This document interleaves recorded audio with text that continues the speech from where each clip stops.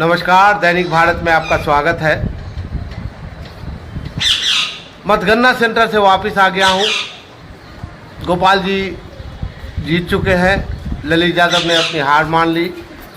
फातमी साहब जो मधुबनी वो भी हार चुके हैं, झंझारपुर भी गया। लेकिन सीमांचल की बात की जाए तो पप्पू यादव वहाँ से जीत चुके हैं। लोगों ने अपना विश्वास उनमें जताया है और नीतीश कुमार जी जो लगातार चर्चा में बने रहे बिहार में महागठबंधन से, जो कि महागठबंधन को आगे लेकर एक जहती जिसको यूनिटी की बात जब कर रहे थे नीतीश जी, तो उसमें अगुवा नेता वही थे। और शायद यशस्वी प्रधानमंत्री समझ रहे थे कि जब तक नीतीश हमारे साथ नहीं आएंगे बिहार फतह करना बहुत मुश्किल है। और इस बात को ये बात साबित हो गई कि आज भी शेर चाहे जितना बूढ़ा हो जाए शेर ही होता है। नीतीश कुमार की बदौलत ही आज जो कुछ भी एनडीए को मिला है उसके पीछे नीतीश जी का ही किरदार है, उनका ही काम था, उनकी ही शैली थी। अर्थात यहाँ अगर नीतीश जी एनडीए में नहीं जाते तो सिनेरियो कुछ और होता था।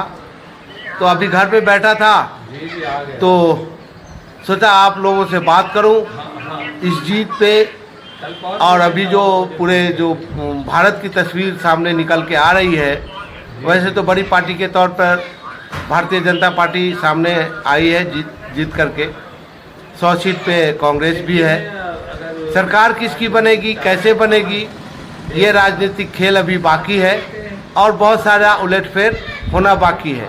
लेकिन जिस तरीके से इलेक्शन कमीशन ने रिजल्ट देने की प्रक्रिया को स्लो कर दिया है, वो भी एक मुद्दा उठ रहा है कि जिस तेज़ी से रिजल्ट घोषित किया गया और धीरे धीरे जैसे जैसे एनडीए के किला में सेंध लगता गया, चुनाव आयोग थोड़ा धीमा होता गया। ये बड़े बड़े पत्रकारों का कहना है। तो आइए थोड़ा बात करते हैं। हमारे सामने बैठे हैं रूमी भाई से बात करते हैं। कैसे देखते हैं बिहार की जीत को? बिहार की जीत नीतीश जी के नाम पर वही कायम है मेरा।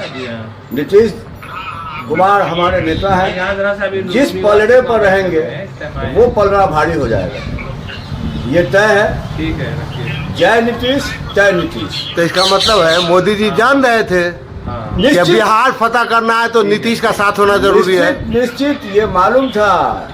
आरजेडी को भी ये पता था कि नीतीश जी हमारे यहाँ रहेंगे तभी कुछ चल सकता है, वरना आज वो भी 0 पर आउट हो गए लगभग। मोदी जी की हालत भी बड़ी खराब है बनारस में। मोदी जी की कोई हालत खराब नहीं है, सरकार उन्हीं की बननी है, तय है। कोई भाया मीडिया इधर उधर वाली बात नहीं है। प्रधानमंत्री इतना आत्मविश्वास से कैसे कर सकते हैं? एकदम आत्मविश्वास है। खेला नहीं होगा, कोई खेला वेला नहीं होगा। डूबती नैया पर कौन जाता है खेला खेलने के लिए? आरएसएस चाहेगा तभी ना मोदी जी बनेंगे। आरएसएस का एक अलग मसला है, वो उनका मसला है। उनमें हम क्यों जाएंगे टांग अड़ाने के लिए? अच्छा, वो उनका मामला है, वो जिसको प्रधानमंत्री घोषित कर दें।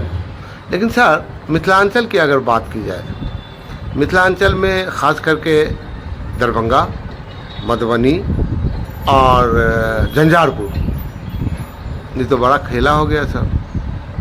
मैं आपके चैनल पे तो नहीं, लेकिन दूसरे चैनल पर जहाँ भी हमको मौका मिला, मैं दावे के साथ बोल रहा था कि मिथिलांचल में सारा सीट एनडीए गठबंधन में जा रहा है।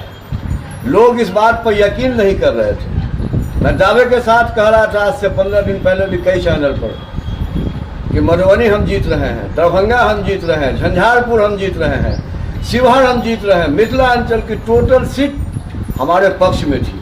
लेकिन शिवहर तो नहीं है ना।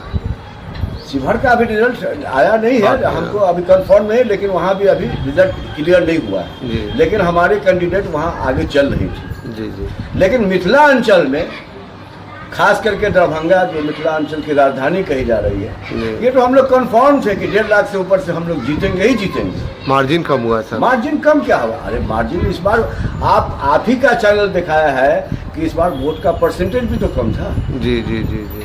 वोट का परसेंटेज कम होगा तो मार्जिन कम होगा।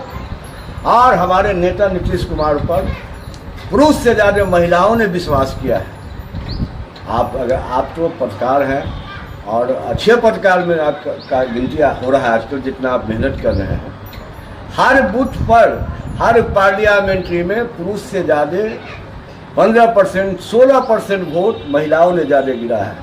और आज इस बात की खुशी है कि महिला, खास करके जो शराबबंदी कानून है वो महिलाओं के नाम पर बंद किया गया था और उसका साथ उन्होंने दिया। इस अभी तक साथ दे रही हैं? दे रही है। अच्छा, एक चीज़ बताइए सर, पूर्णिया से पप्पू यादव की जीत, बड़ा उठापटक, ट्रिंगुलर उठापटक, कांग्रेस, आरजेडी और पप्पू यादव। कभी तो लगने लगा कि पप्पू यादव अकेले पड़ गए, लेकिन फतह कर लिया पूर्णिया। देखिए, पप्पू यादव जी का, हमारी पार्टी वहाँ हार गई तो मुझे अफसोस जरूर होगा। हमारे कैंडिडेट थे वहाँ पे, अगर वो हार गए हैं तो पार्टी लाइन पर मुझे अफसोस जरूर होगा। लेकिन पप्पू यादव को भी समझना होगा कि आरजेडी के लालू यादव ने कौन कौन सा काम किया उनके साथ, कहाँ उन्होंने गठबंधन धर्म निभाया। बिना कहे हुए पूर्णिया में कांग्रेस को फेट में लिए हुए वहाँ अपना बीमा भारती को दे दिया टिकट। जी जी जी। बेगूसराय में वही हालत किया। पार्टी लाइन पर हमें दुख है कि हमारा एक सीट वहाँ लूज कर गया। शायद अगर वहाँ त्रिकोणीय नहीं होता तो हमारा कैंडिडेट जीता हुआ होता। पप्पू यादव के जीतने की खुशी है आपको? खुशी के, अरे उनका जो गेम प्लान था, पप्पू यादव को अब ये समझना होगा। उनकी राजनीतिक हम लोगों के समझ में नहीं आती है। अच्छा। कि जो लालू यादव उनके विरोध में वहाँ रहा और वो चले गए उनकी बेटी के प्रचार में, ये राजनीतिक हम लोगों को अच्छी नहीं लगती। ये आपको भी मानना होगा। एक लालू यादव उनका विरोध करें और वो चले जाए वहाँ पर प्रचार में, उनके यही समझ में नहीं आती है। यही समझ में नहीं आती उनकी राजनीति। ये बात तो सही है। कई जो उनके समर्थक है उनको बुरा लगेगा। जो उनके समर्थक थे लगेगा ही बुरा जी, कार्यकर्ता को बुरा लगेगा ही जी। हमने उनके कार्यकर्ताओं से तो उन लोगों ने दबी जबान में कहा कि उनको ऐसा नहीं करना चाहिए, नहीं करना चाहिए। गठबंधन धर्म का ये मतलब नहीं होता। हमारे एनडीए गठबंधन में जब सीट तय हो गया जी, कौन कहाँ से लड़ेंगे, एक बार सीट का फैसला हुआ, लोग प्रेस के सामने आए, आपको बुलाया गया, मीडिया के साथियों के सामने ऐलान हुआ कि यहाँ आपको लड़ना है, यहाँ आपको लड़ना है। लेकिन लालू यादव ने ये न कभी किसी के हुए हैं और न कभी किसी के होंगे। अच्छा, चलते चलते एक बात और बता दीजिए, भारत में सरकार किसकी बनेगी और प्रधानमंत्री कौन होगा? प्रधानमंत्री तो जिनका अभी सीट ज़्यादा है उनको प्रधानमंत्री बनना है। नरेंद्र मोदी आज भी प्रधानमंत्री हैं। हम लोगों को पूर्ण विश्वास है कल के भी प्रधानमंत्री वही रहेंगे। विश्वास है। इस देश का संविधान है कि जो सबसे बड़ी पार्टी होती है या जो सबसे बड़ा गठबंधन होता है उसको राष्ट्रपति महोदया जो बुलाएंगी शपथ के लिए। यही कानून है जो आपको भी जानकारी है। तो मोदी का जो जादू है इस बार चला नहीं सर? मोदी का जादू तो चला नहीं चला। देखिए अब होता क्या है ना कि हम लोग तो यहाँ बिहार में लड़ रहे थे, हमारी क्षेत्रीय पार्टी, हमारी पार्टी का यहाँ चल गया ये हम जानते हैं। अच्छा, बिहार जीतने में सबसे बड़ा श्रेय किसका? सबसे बड़ा श्रेय हमारे नीतीश कुमार का है, इसमें कहीं कोई दो मत कहीं नहीं। प्रधानमंत्री बनने जा रहे हैं? नहीं, प्रधानमंत्री नहीं बने। पासा पलटे नहीं, ऐसे कोई पलट जाएंगे। अरे कोई नहीं पलटेंगे। अरे कोई पलट, सारी बात तय हो गई सर। आपका टीआरपी इतना गुस्सा था। सुनिए ना सर, सुनिए ना, का टीआरपी बढ़ जाएगा बस इसी पर। नहीं, नीतीश जी इतना गुस्सा थे कि प्रधानमंत्री से मिलेगा तो गृह मंत्री से मिले बिना वहाँ से। नहीं, ये सब तो अंदर की बात है। बहुत लोग कह देते हैं प्रधानमंत्री से ये बात लगता है। हम सुन रहे थे क्या प्रधानमंत्री से वहाँ पर क्या बात हुई? नहीं, क्या बात, ये सब मनगढ़ंत कहानी है। गुस्सा में निकल गए? कोई गुस्सा में नहीं निकले हैं। नीतीश कुमार गुस्सा होते कहाँ? अच्छा, अगर उनको प्रधानमंत्री बनाया जाए तो जाना चाहिए उनको? किसको नहीं, मतलब किसको शौक नहीं होता कि हम देश के प्रधानमंत्री बने? अच्छा, किसको राजनीति क्यों करता है? ऑफर तो आ गया सर। कहाँ से आ गया? स्रोत से पता चला। नहीं, कुछ नहीं है, वो मनगढ़ंत कहानी है। गुदगुदाहट तो अंदर आपको भी है भाई। अरे भैया मेरे भाई, गुदगुदाहट है, बाहर गुदगुदाहट नहीं है। नीतीश कुमार अभी जहाँ है वही रहेंगे, अब वो गलती नहीं करेंगे। अच्छा, वो 3 सीट 4 सीट वाले के पास जाएंगे, वो ऐसा पॉसिबल है क्या?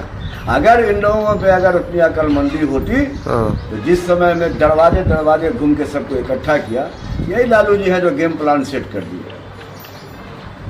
ये आपको भी जानकारी है, आप भी मीडिया के दोस्त इतने बेवकूफ़ तो होते नहीं हैं, आप तो तिल का तार निकाल देते हैं, ये तो सच्चाई है। चलिए, जीत मुबारक हो और मेरी शुभकामनाएं हैं कि नीतीश जी प्रधानमंत्री बने। जिस तरीके से महिला सशक्तिकरण का काम किया, को भी हमारी तरफ से बहुत बहुत बधाई। आपने भी बहुत मेहनत किया है, दरभंगा से लेकर मधुबनी तक आप गांव-गांव दौड़े हैं। भले ही आप जहां भी गए हो कामयाबी किसी को मिले उससे कोई लेना देना नहीं, मीडिया का काम तो है सच्चाई को दिखाना। सच्चाई पर आप रहिए, इसी पर आपका चैनल चलता रहेगा। धन्यवाद सर बात करने। ठीक रहा, जो आलतू उड़ा दोगे।